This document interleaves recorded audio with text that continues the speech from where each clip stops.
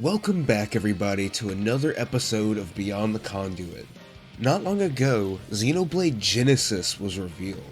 Noah and I had an instant reaction to this where we just kind of, went through the trailer and discussed everything that just immediately came to mind. However, I'm coming here today to kind of take a deeper look at the trailer. This initial reveal contains only scenes from the early game, so really I think there's only so much we can derive, but honestly, there's so much packed in here that a part of me doesn't 100% believe that this is a supposed new start for the series. Do I think this will be something players can easily jump into when it feels pretty new or disconnected? Yeah. But honestly, too, kind of felt that way as well. As does something like X, which, with some of the stuff on display, I'm seeing some dots starting to connect. Is this truly the end of the Chronicle? Or is this just a new beginning? Let's take a deeper dive into the reveal trailer of Xenoblade Genesis and look beyond the conduit.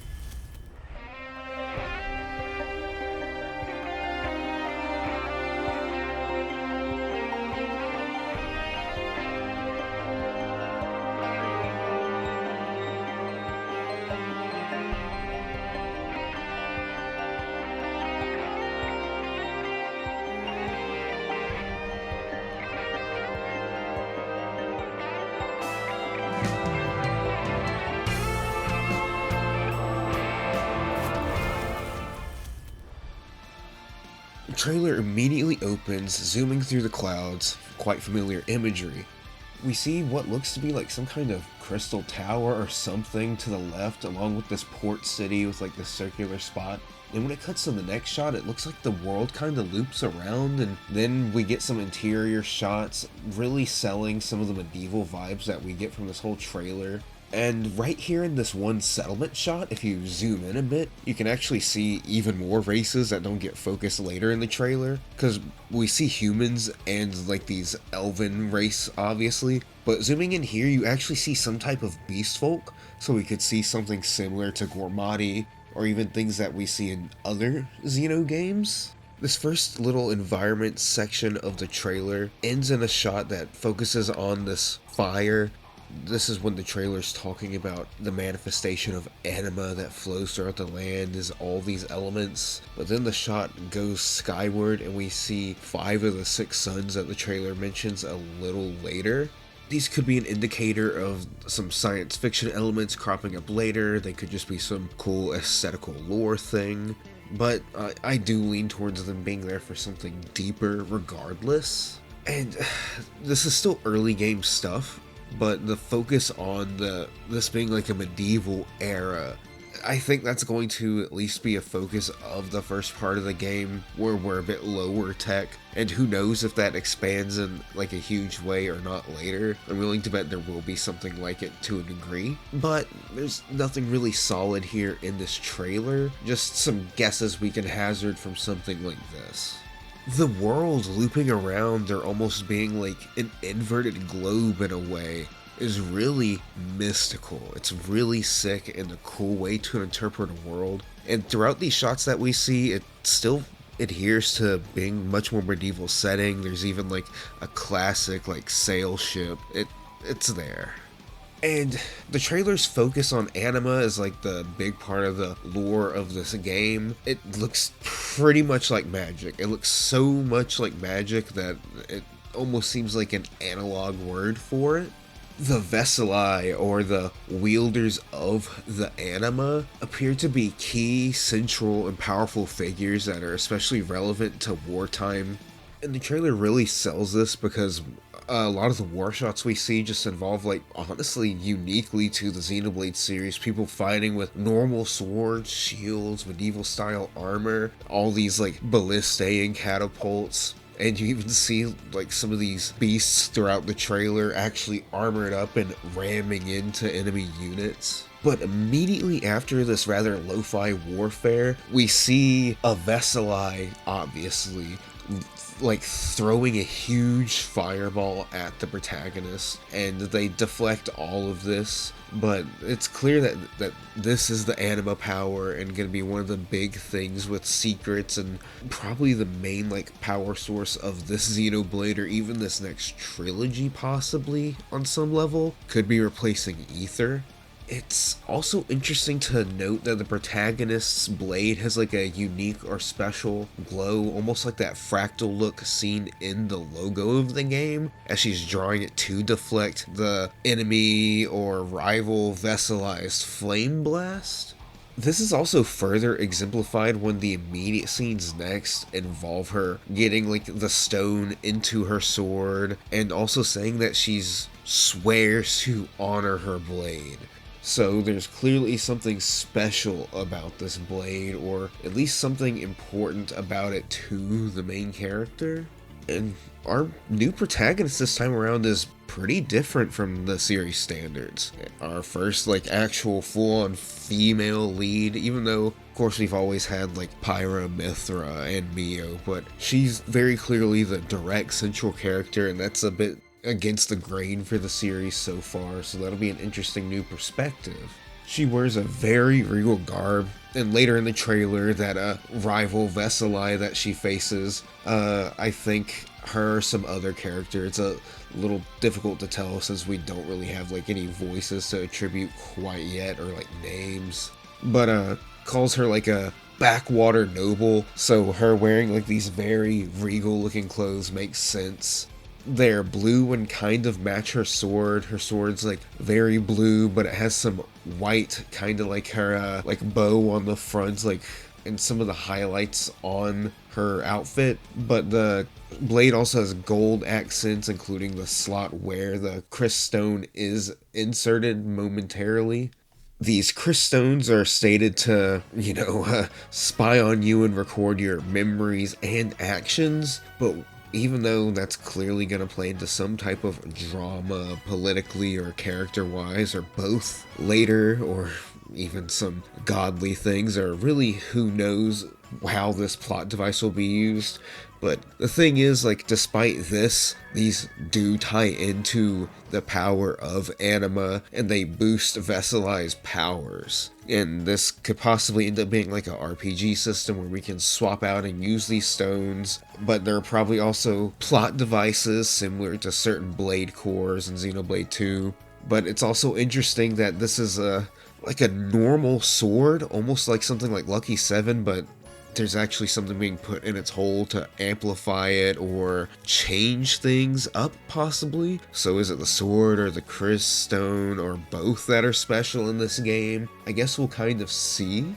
We get a few more shots of some like interiors and exteriors that involve Lukos, which is the academy or school here. This kind of gives me some Fire Emblem Three Houses vibes, but this also brings to question whether she's coming to this academy, the protagonist, for the Crystone in specific. Like, is it that she wants to get one of these or has one of these and needs to learn about it? But we're not 100% sure, but she's clearly coming to the school for some reason, whether it is to master using these or get one or whatever. But if Crystones are going to be this integral to the plot and they're this intertwined in the school, there has to be something more at play here. But man, some of these environments look so good. Gosh, one of the first things that I immediately notice is, of course, like the lighting, the draw distance, the foliage being so more dense and detailed is really sick. I honestly can't wait to see if you can pull the camera all the way back in like the other Xenoblades.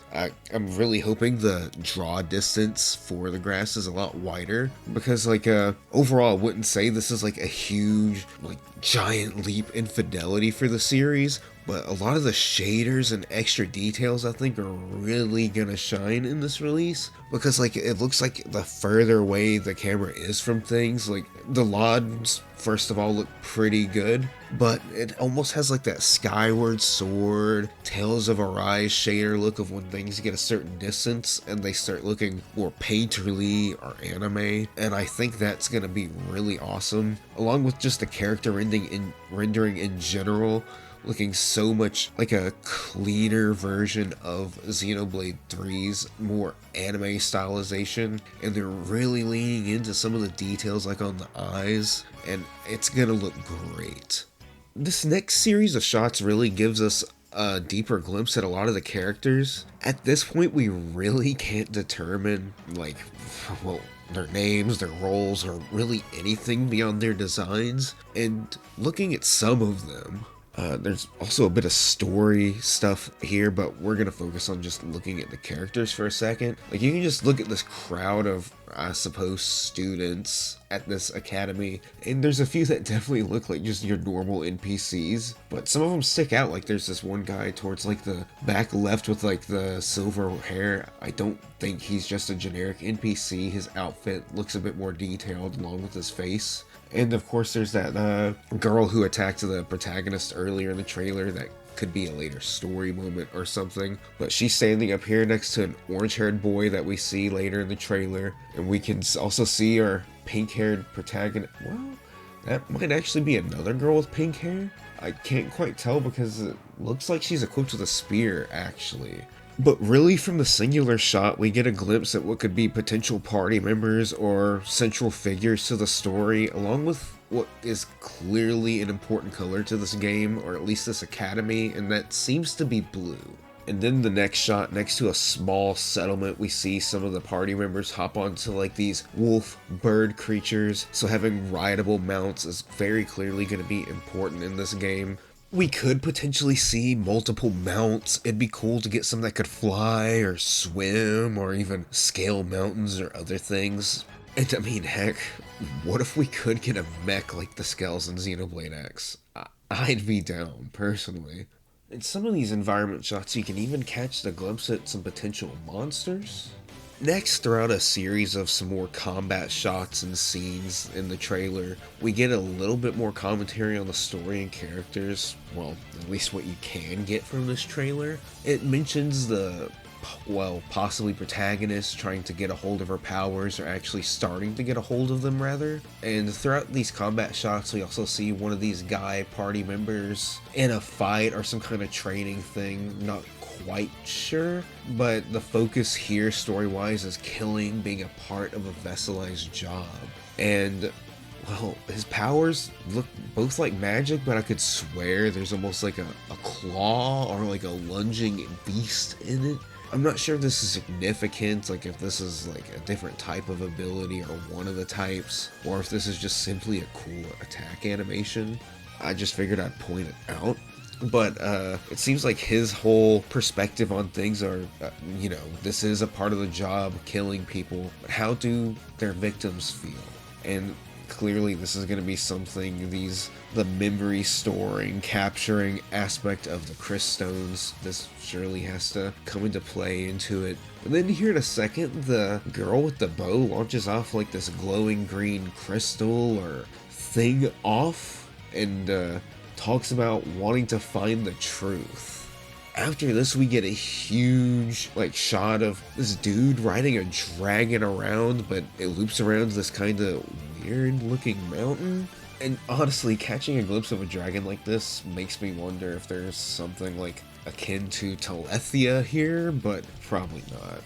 And here, throughout some more of the scenes, we actually catch the girl fighting the protagonist again, the girl with the two blades. And this is where she calls her a backwater noble, so there's gonna be some obviously like classism and other political things going on here, which makes sense. It's Xenoblade. There's always been a couple of characters that are, you know, joining the party that are a little more deeply involved in these type of things. So I think it could actually be quite interesting to have the main central protagonist be a bit more deeply involved in the politics, rather being either someone who just has a friend who's like a central political figure, you know, like a Morag and Bridget or a Melia, or how in Xenoblade 3 they're all soldiers and kind of have that perspective going on. So I think it'll be interesting to have someone actually of nobility. That's something we haven't quite seen from Xenoblade from like a complete main protagonist yet. But almost immediately after this action scene goes down, a dude passes this like snooty Veseli or whatever she is, implying that the protagonist doesn't have to use a Crystone to use these powers. So that could be something quite special about her, that this girl was just being cruel to her over something she's more proficient at her than. And also in some of these preceding character shots, you see like a dude in a hologram, a woman, I at least assume at the moment, with green hair, some creepy looking dude talking about going back to where he belongs, or possibly some other character saying that. Then we see one of these like, well, we don't really have a race name for them or anything. These like elf-eared people with pink hair. We see another one of those guys, and this one I almost wonder if this is the protagonist's brother that she mentions at the end of the trailer. And while we haven't seen a single Napon, we see this like very fuzzy cat guy or person. We also get one more combat shot of the protagonist fighting some character with a face mask and a bow staff. And you can't forget the big burly dude with the hammer. And the next shot shows like the dark-haired guy in the party holding the protagonist and screaming in what's surely to be some dramatic or emotional moment, possibly involving them unlocking some powers or starting some fight or something along those lines. Then we see a girl dancing around a staff as anima like fills the air. It's almost like a very FF10 or Xenoblade 3 moment. Then we get some close-up shots of what I presume to be the main party, or at least some of them. And we already caught a glimpse of several of these guys in some of the cutscenes that played out through the trailer, or like when we saw that group shot of the students. But there's like the blue-eyed dude with the slicked back blonde hair who has like his jacket hanging over his shoulders. There's the Veseli girl with the silver hair, like that orange red-haired boy, whatever. And the protagonist and that brown-haired guy. The story stuff they're talking about is living in harmony with anima, and like I said, one of these characters mentions about going back to where they belong, and there's also mention of the protagonist's brother. But that last anima spell or ability that the girl does with the staff, that action, it like shoots up to the 6 suns, which we see 5 of. But then this next shot shows this little plant springing up, and it has 7 buds. This is clearly symbolism for something within the game, possibly about creating something new, or it could even imply something about the suns or something. But it's really the end of the trailer that leaves the most mysteries, with the line, "It's here that mankind would learn about the vengeance of a fallen god." And what exactly could this mean? That could be a million different things in Xenoblade. Or could be something entirely new. In general, that's me looking over the trailer. However, there's a few little details that I left out that we'll kind of discuss further here, because this is where I talk about a lot of the things that connect to the Xenoblade Chronicles trilogy and the rest of Zeno. At this point, I really think any core or hardcore Zeno fan knows that Takahashi pretty much has hung on to like so much of the original Xenogears concept, and Xenosaga and Xenoblade have been like retellings or evolutions of his ideas that he's had since he became a creator. These are clearly like themes and ideas that are very close to his heart, and honestly just so much of Xenoblade Genesis just still has so many hallmarks of Xenoblade, despite them saying that this is the end of the Chronicle and like a new beginning for the series. But I think that can truly be a loaded statement, and you know, this could be, you know, an actual new beginning and they're just using familiar symbology and imagery, or it could be more, but let's think it could be more for a bit. the first thing I would hop into is that subtitle Genesis. Of course, like the first thing a bunch of people thought is it tying into the proposed or supposed, however it was going to go for Xenogears. The Time of Genesis was the kind of title for episode 2 of Xenogears. So the Xenogears we got was episode 5, and that's how much the game covers in this big universe that's talked about more in the Perfect Works. But since a lot of these concepts are the genesis of Zeno as the multiple series that it is, it makes sense that we're still seeing some of this. There's loads of references that we could find, or even things we could theorize about from Xenogears. I mean, that weird mountain that the dragon flies could be a crashed ship. And I mean, the radio and Future Redeemed mentioned all of this type of thing of them being sent out. This is also a concept that we clearly see in Xenoblade X, Saga, and, it's even connected to Gears because of all the stuff described in Perfect Works. But since it's touched on in Future Redeemed, and let's be honest, these DLCs and expansions and extra epilogues in the definitive editions always add up to something a little more important than you would think in the future or the game that it's connected to. And honestly, it's quite an interesting concept that these could either be early people, like, the Sumerians and such discussed in Xenoblade X, because there's more connections to that we'll discuss here in a second, but in terms of Xenogears and the connection to this being like the time of Genesis, it involves things like, people being controlled by religious fervor, but when this was a religion formed by like an important ancient figure and all kinds of crazy things. And I mean, this is because of like the sci-fi edge, because like before episode 2 even, that was, I'm pretty sure, set further ahead in human history than we are currently. And it goes really deep in Xenogears, and the game itself only covered episode 5, so there's all that extra lore that really didn't get to directly come into play and was just pure setup.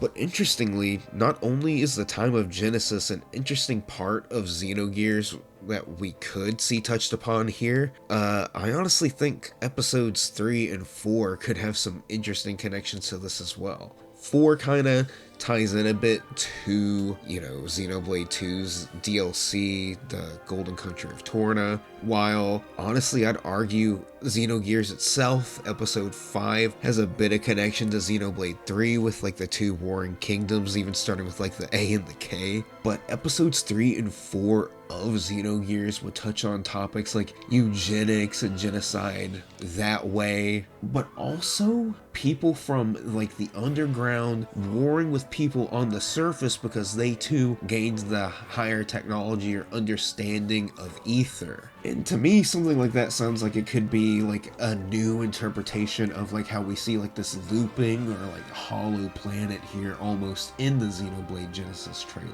And honestly, a lot of the beasts and monsters we see do look just like some of the art we can find in Perfect Works, but really, if I'm being dead honest, most of the entire Xeno brand ties back to the 6 parts envisioned for Xenogears, and we can find these elements throughout Xenosaga, Xenoblade, and that's gonna continue for Xenoblade Genesis. These are hallmarks of Takahashi, and some of these connections and, references are a bit archetypal at times. So some of this isn't necessarily inventing the wheel, but it will still be exciting. And honestly, in my opinion, I'm saving the best for last because these are the things that I find the absolute most interesting. And it involves the protagonist girl's Crystones and the fact that it's purple and has the Numa Aegis blade as its sigil. The implications here are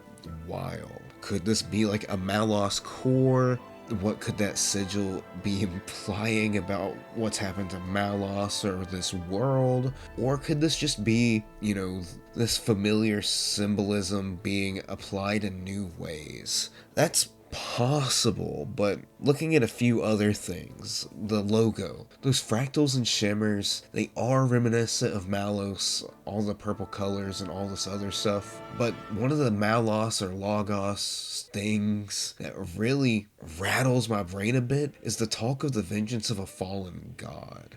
I mean, you know, there's connections to like Zanza and other stuff, but not really at this point. If this was like a Xenoblade 4, if it leans more prequel or new thing, you know, it could just be repurposed. We'll see as time goes on, obviously, but I do think it's interesting. But the Edge of the Universe from the Xenoblade X Definitive Edition extra stuff kinda has that interesting like tearaway or like in between realms look, and I could completely see that, especially with how much Noah and I went on with the Sumerian connections and our instant reaction. I mean, especially with them being humanity's progenitors and the connections to like the time of Genesis and early Xenogears, I really it's also a play on like how elves are almost like an more ancient race that are human-like, that are on the planet. Like, it just feels like a deep sci-fi and fantasy like double twist or like play, and I think that being a connection or at least an influence is definitely possible with the Sumerian stuff. So what do you guys think? Today in this episode of Beyond the Conduit, we explored the Xenoblade Genesis reveal trailer a bit deeper. This game could end up being a convergence of the series, being a secret sequel story that's incoming, filling out the rich lore of the Xenoblade universe even more in a kind of straightforward way. But these elements could possibly be reimagined in something entirely new. Let us know what you guys think down below, and also if you guys caught any interesting details or have any cool theories. And be sure to keep it right here at Final Weapon for all things Xenoblade, including more episodes of Beyond the Conduit and the hottest news. Catch you guys later.